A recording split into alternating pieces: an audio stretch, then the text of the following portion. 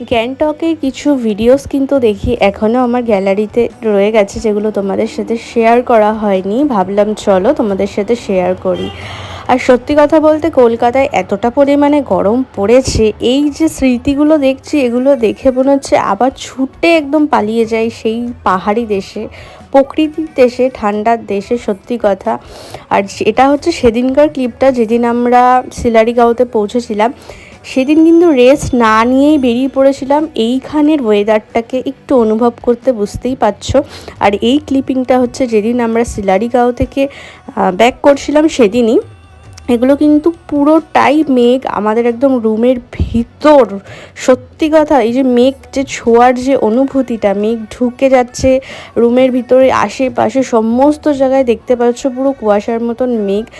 এই যে কলকাতার এই ফাটা পোড়া গরমে না ভাই, এই ওয়েদারটা দেখে মনে হচ্ছে আবার চলো চলে যাই।